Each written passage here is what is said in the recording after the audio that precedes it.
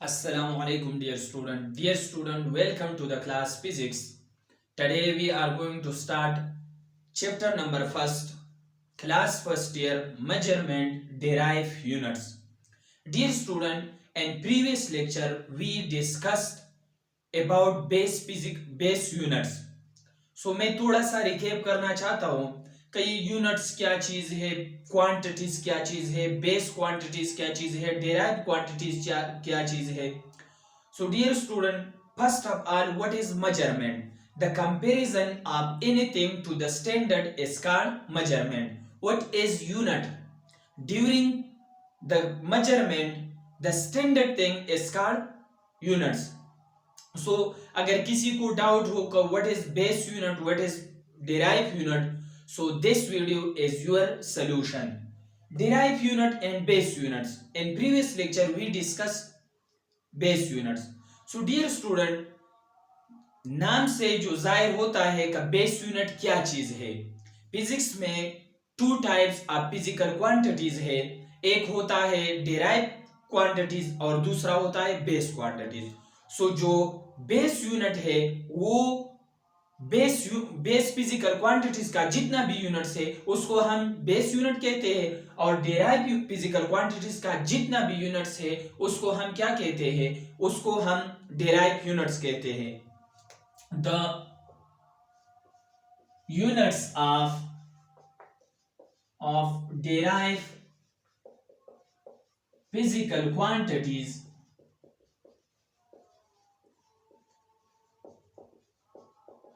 is called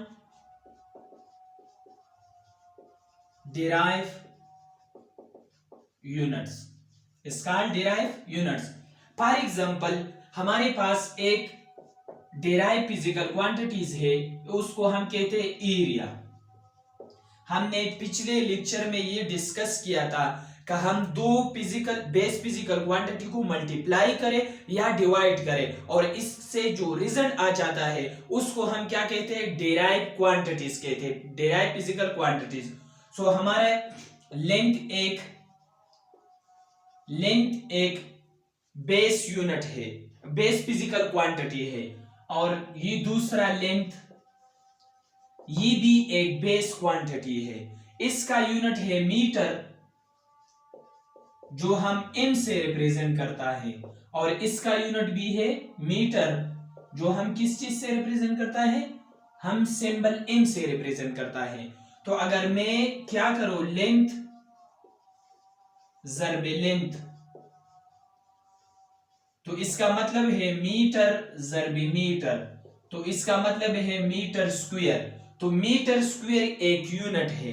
किस चीज का यूनिट है? एरिया की यूनिट है. फॉर एग्जांपल मैं वॉल्यूम लेना चाहता हूं, तो लेंथ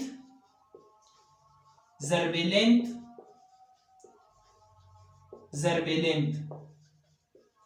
तो ये क्या चीज है? ये मीटर जरबे metre is equal to metre cube है. तो मीटर क्यूब किस चीज की यूनिट है? वॉल्यूम की. वॉल्यूम, तो वॉल्यूम हमारे क्या है? हमारा डेराइव क्वांटिटी है, और मीटर क्यूब हमारा क्या है? डेराइव यूनिट है. सो फिजिकल क्वांटिटीज जितना भी डेराइव क्वांटिटीज है उसके यूनिट को हम क्या कहते हैं? डेराइव यूनिट कहते हैं. फॉर एग्जांपल हमारे पास जो वेलोसिटी है, वेलोसिटी एंड स्पीड, तो वेलोसिटी एंड स्पीड हम कैसे लिख सकते हैं? लेंथ डिवाइडेड बाय टाइम, तो इसको हम मीटर पर सेकंड कहते हैं. तो मीटर पर सेकंड लेंथ या स्पीड की यूनिट है. तो ये एक क्या है? ये एक डेराइव यूनिट है. वेलोसिटी एक डेराइव यूनिट है, स्पीड एक डेराइव यूनिट है, तो मीटर पर सेकंड एक डेराइव यूनिट है. तो ये फिजिकल क्वांटिटी डेराइव है, ये भी फिजिकल क्वांटिटी डेराइव है, और इसका यूनिट भी क्या है? डेराइव यूनिट है. For example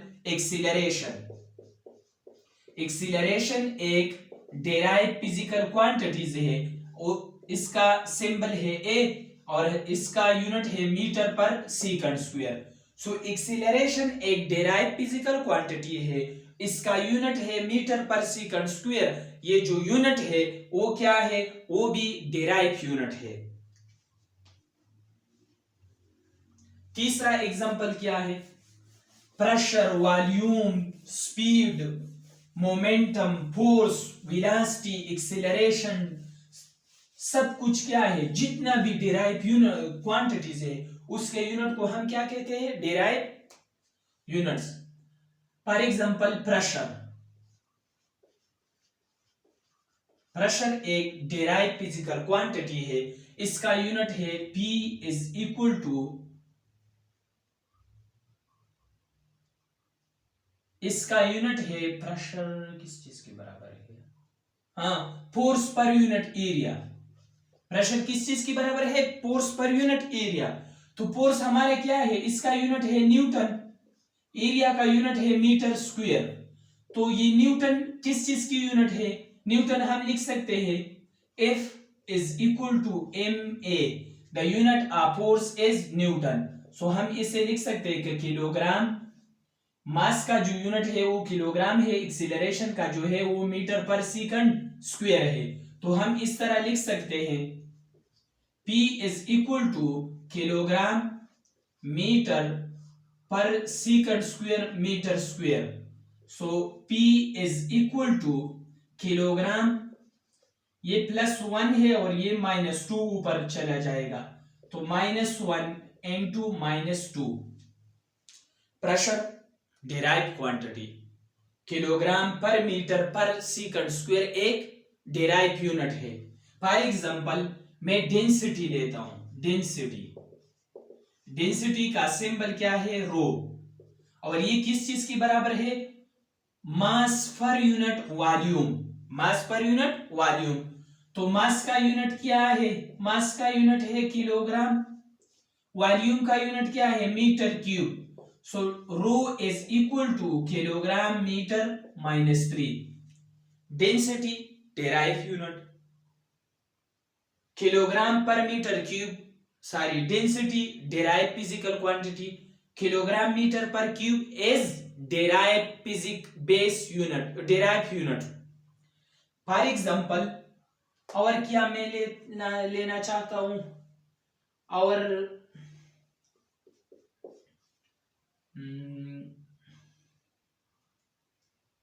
Newton, newton. Force,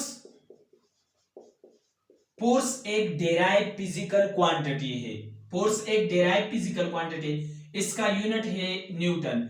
so force हम ए से लिख सकते हैं, तो F is equal to M, तो M का यूनिट मीटर, इसका यूनिट है किलोग्राम, एक्सीलरेशन का यूनिट है मीटर पर सेकंड स्क्वायर।